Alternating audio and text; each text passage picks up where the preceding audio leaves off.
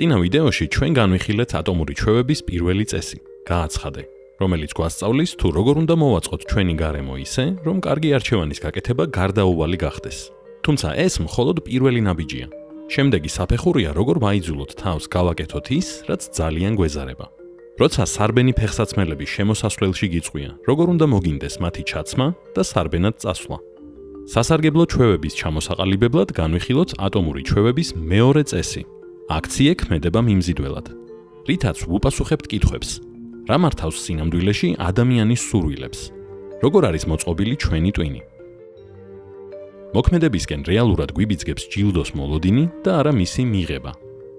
ხშირად გგონია, რომ ბედნიერებას თავად ჯილდო გვანიჭებს, თუმცა სინამდვილეში ჩვევები დოფამინზე დაფუძნებული უკუკავშირების ციკლია.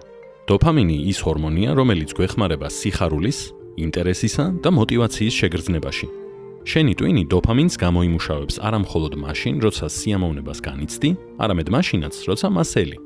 მაგალითად, ბავშვობაში თოვლის ბაბუას მოლოდინში გატარებული წუთები შეიძლება უფრო სასიამოვნო იყოს, ვიდრე თავად საჩუქარი. სწორედ ჯილდოს მოლოდინია ის, რაც რეალურად სავარძლიდან წამოგაყენებს და სარბენ ფეხსაცმელს ჩაგაცვამს. შესაბამისად, ჩვევები ისე უნდა დაგეგმო, რომ მათ მოუთმენლად ელოდე. აი როგორ. პირველი. შეიქმენი მოტივაცია ცდუნებათა კონის სტრატეგიის დახმარებით. მიზნის მისაღწევად სულაც არ გჭირდება მუდმივი დისციპლინა. უბრალოდ შენთვის სასიამოვნო აქტივობა სასურველ ჩვევას დაუკავშირე. მაგალითად, თუ გიყვარს პოდკასტის მოსმენა და თან ფორმაში ჩადგომა გინდა, თავს პოდკასტის მოსმენის უფლება მხოლოდ ვარჯიშის დროს მიეცი. გამოიყენე შენი სასიამოვნო სისუსტე, რათა რთული ჩვევა მიმზიდველი გახადო. მეორე. შენს ჩვევებს არ ირჩევ. იმეორებ გარშემომყოფების ჩვევებს. მოგწონს, როცა ვამბობთ, რომ სრულიად დამოუკიდებლები ვართ. თუმცა სინამდვილეში გსურს რაიმე ერთობის ნაწილი ვიყოთ და ამიტომ ვცდილობთ მოვერგოთ. განსაკუთრებით ვბაძავთ ახლობლებს, უმრავლესობას და გავლენიან ადამიანებს. თუ ახალი ჩვევის ჩამოყალიბება გინდა, უმარტივესი გზაა იმ საზოგადოებაში გაწევრიანდე, სადაც შენთვის სასურველი ქცევა ნორმად მიიჩნევა. მაგალითად, თუ გსურს მეტი იკითხო, გაწევრიანდი წიგნის კლუბში. როდესაც შენი ქცევა გარშემომყოფებისგან მოწონებას იმსახურებს, ის ავტომატურად მიმზიდველი ხდება. მესამე. ჩაანაცვლე უნდა ფრაზით შანსი მეძლევა. სასარგებლო ჩვევების შესაყვარებლად ფიქრების მცირედით შეცვლაა საჭირო. მაგალითად, იფიქრე, რომ ვარჯიში არის არა მოვალეობა, არამედ შანსი გაიუმჯობესო ჯანმრთელობა. უნდას ჩანაცვლებით შენს ტვინს ისე დააპროგრამებ, რომ ეს ქმედებები მიმზიდველ შესაძლებლობად აღიქვას და არა ტვირთად.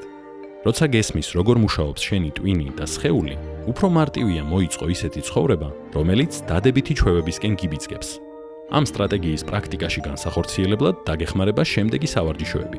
კიდევ ერთხელ გავიმეოროთ ისინი. პირველი. ცდუნებათა კონა.